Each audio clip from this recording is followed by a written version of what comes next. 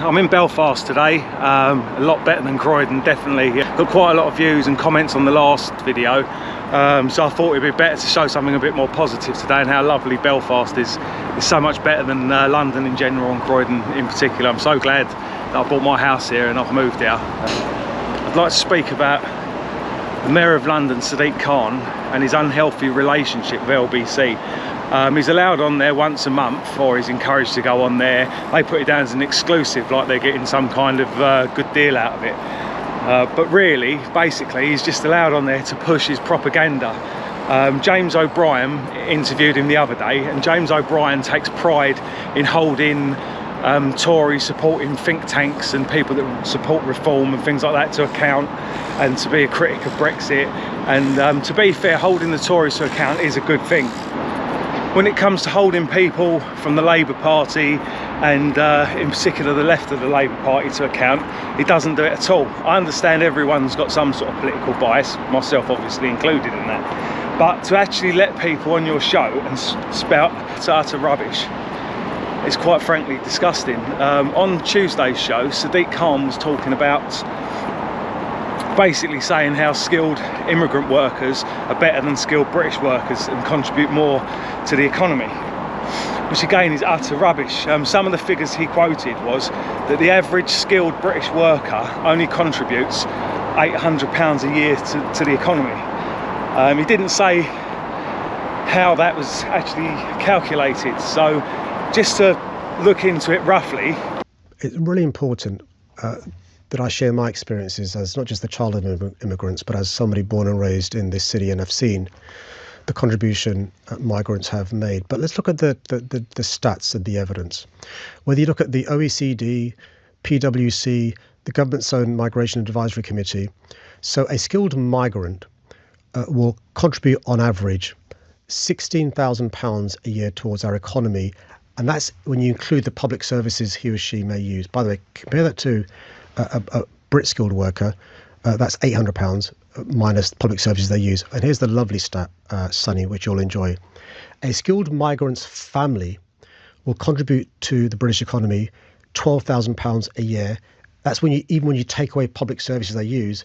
A British skilled worker's family takes from the economy £4,400 when you include public services they use. So the idea that skilled migrants are sponges or skivers isn't the case. One of the things he claimed on Tuesday was that the average British skilled worker only contributes around £800 a year before benefits are taken into account to the economy. That's got to be utter rubbish, because even somebody who's on the dole, spending money and spending VAT and fuel tax and things like that, would be contributing more than £800 a year to the economy. Perhaps he's only taken into account income tax. But again, somebody on minimum wage, and again he's talking about skilled workers, so presumably skilled workers should be on a lot more than the minimum wage. All the skilled workers I know are on a lot more than the minimum wage.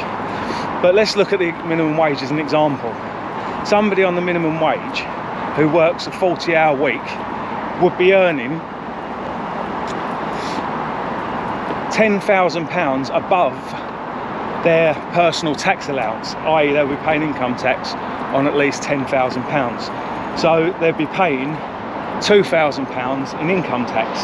So that completely throws Sadiq Khan's figure of £800 out of the water. Again, James O'Brien just let that slip. He did hold him to account on a couple of things. Basically, he was trying to make him call Keir Starmer a racist, or at least call his comments a racist that he made about an island of strangers. And he also wanted to push him that the Labour Party aren't doing enough about the situation in Gaza, which is 100%. I would have condemned, I'm obviously a white British patriot, but I would condemn the Labour Party on their comments and actions on Gaza a lot more than Sadiq Khan would.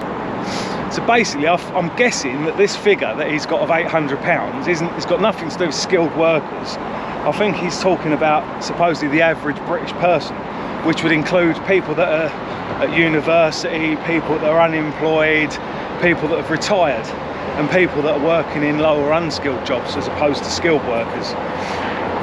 He also quoted the figure, I think it was £16,000 a year per skilled immigrant family. I think the reason he's using the word skilled immigrant is basically someone who's over here on a skilled working visa, and that would probably include people like professional footballers and city high flyers, so hence why the figure of £16,000 is so high.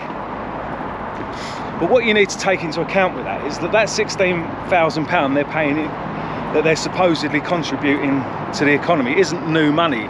That £16,000 is basically money that if they weren't here earning it, somebody else would earn it. It would be money that is already in the British economy. So it's not new money. They're not earning money. They're not earning money abroad and selling it here. Tourists are, but these supposed skilled workers aren't. And another thing, when it comes to high flyers like professional footballers and city high flyers, they tend not to pay their full share of tax, the amount that they should. They tend to be registered as private companies and things like that. Not all of them, but most of them. I would have thought most of them.